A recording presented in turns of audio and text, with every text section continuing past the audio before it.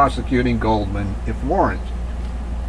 A Senate subcommittee headed by Senator Carl Levin of the Michigan Democrat in April 2011 found that Goldman marketed 4 sets of complex mortgage securities to banks and other investors, but that the firm failed to tell the clients that the securities were very risky. The Senate panel said Goldman secretly bet against the investors' positions and deceived the investors about its own positions to shift risk from its balance sheet to theirs. Really? Now, this particular article states nothing of the fact that, get this now, I'm getting it. Goldman Sachs not being prosecuted. They paid nearly $500 million in fines. Now, no corporation pays a fine if they're not guilty. Exactly. It's just that our Justice Department did not wish to pursue them, just as Obama administration did not wish to pursue war criminal charges on G.W. Bush and Dexter Cheney. It was a choice they made. Had nothing to do with the facts or the evidence, which is there for both of those issues. Okay?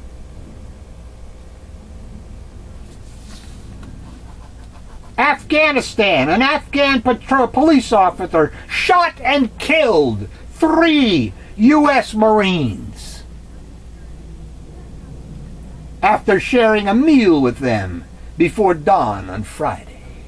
Oh, really? And then fled into the desolate darkness of southern Afghanistan. The 3rd attack on coalition forces by their Afghan counterparts in a week. Get out! Were they real cops or were they They're phony? Afghans who are supposed to be our friends, our buddies, which we are teaching to take over when we get out. Well, aren't the Pakistanis also acting? The Pakistanis are also not our friends. They also side with Al Qaeda and the Taliban. Correct. Correct. Otherwise, that's why I just said, get out. Otherwise, why would Al Qaeda have training camps, and why would Osama bin Laden's hideout be in Pakistan? Because they were buddy. I'm sure the Pakistani government knew that Osama bin Laden was hiding out in their country. Of course. And they knew about the training camps. Of course. Get out. You know, get out of Iraq too, right? Just a moment's contemplation. It took the United States and Europe 4 years to win World War II. We were in Iraq for 9 years. We're in Afghanistan for 10 years. The weapons are obviously much better than World War II. The training, the money, whatever. And we're still there after 10 years. This is a glaring example of something. Yeah, exactly. It's either the military is incompetent, or the reasons we are there is to use up our arsenals of weapons so that no ones can be made and money can be made by the private contractors. And in all of this, the death of humans does not matter. No, human life, young men and women, no, it doesn't matter. Of course, the kids of congressmen, senators, governors, whatever, and the elitists will never go to war. Only the kids from middle class and poor families. Oh yeah, well all your chicken hawks over there, we're going to go to war, yeah, none of them participated. No. They don't participate. No. They well, they love it when poor kids go to war because Yeah. that helps cull the herd. Yeah, you got it. You know, I mean, and usually I would bet kids from the inner city and from the ghettos join the military because they have no other options. Of What are course. they going to do? Maybe they'll get lucky and get a job at McDonald's or Burger King if they're lucky. What are they going to do? They have no option. It's a way of escaping. So what they're doing is they're going from the frying pan into the furnace, Yeah. more or less. 31 coalition service members have now died this year at the hands of our Afghan friends. Yeah, quote unquote. Insurgents disguised in Afghan uniforms, Or police uniforms, according to NATO. or civilians. A dramatic rise from previous years. The assaults have cast a shadow of fear and mistrust over U.S. efforts to train Afghan soldiers and police. More than 10 years after the U.S.-led invasion to topple the Taliban's hard-line Islamist regime for sheltering al-Qaeda's leadership.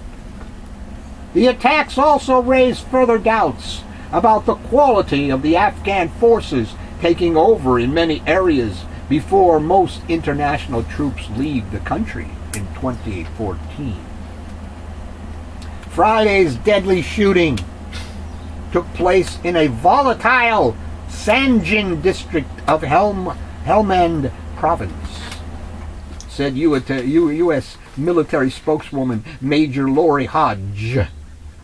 Sanjin was a Taliban stronghold for years and has the highest concentration of improvised explosive devices, or IEDs. Now there's another problem. 10 years, and they still haven't figured out how to prevent the IEDs.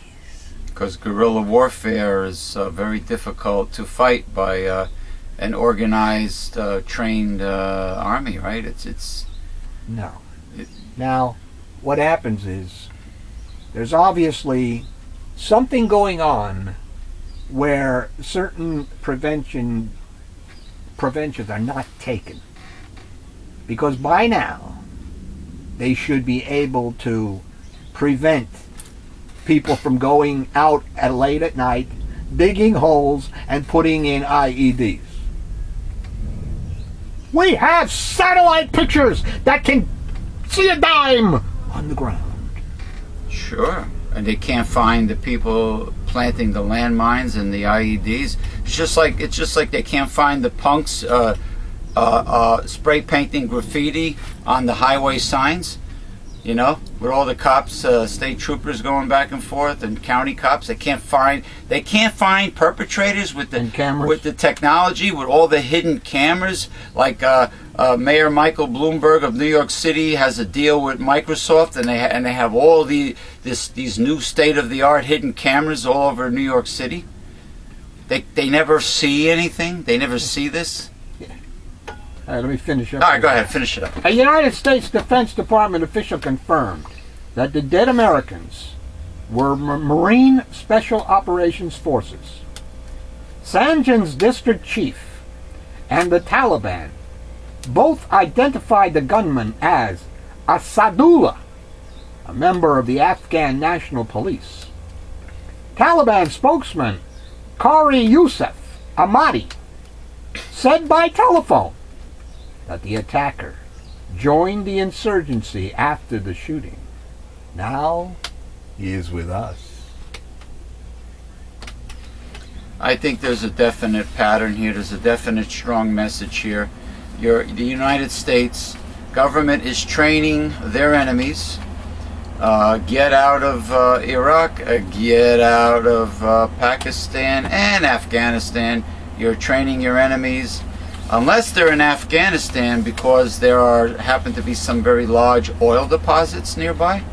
You think there's a hidden oil agenda? No, not Afghanistan. But I believe that was, of course, the initial to go into Iraq. And that problem if we're correct, did not work out too well. No. But Afghanistan, as far as I know, I believe there was some pipeline stuff going on there. That the big companies wanted to put a pipeline in there so that they could deliver their oil someplace.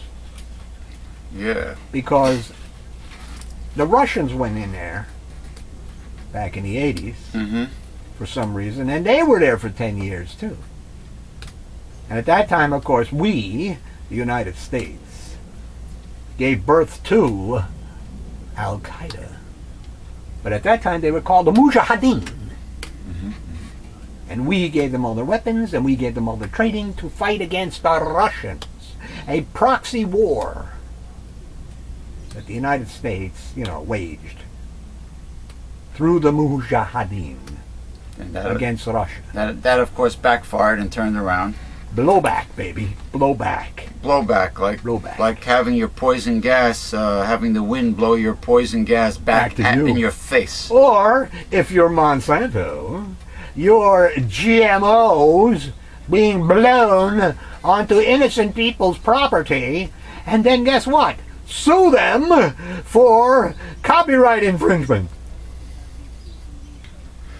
Yeah, we're talking about Monsanto's Frankenstein foods, Frankenfoods. Frankenfish.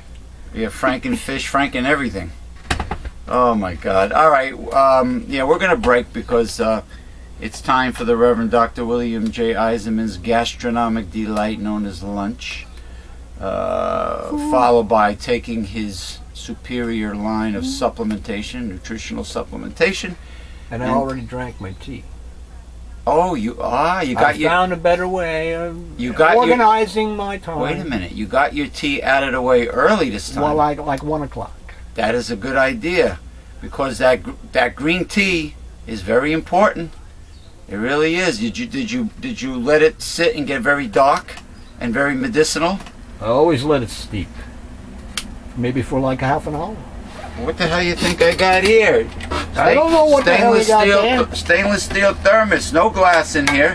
I've had this for over a decade. Overnight steeping medicinal herbs, or is it herbs? Medicinal herbs, antioxidants, green tea, white tea. Cinnamon tea. Yeah, I would only hit stainless steel with my blackthorn shillelagh because it's so damn hard. But anyway, yeah. I mean, overnight it's almost black. That's how you get all the great medicinal value of your plants into your body. Cool. All right, we are going to take a break. This is the conclusion, of course, of part 2. Part 2. Part 1.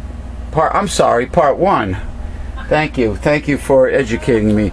Part 1, because human beings have a very short attention span, and the little babies can't sit and watch an hour and a half video, from what I heard. Poor thing. All they got to do is hit the pause button or hit the stop button and return to the video. But oh no, they got a short attention span.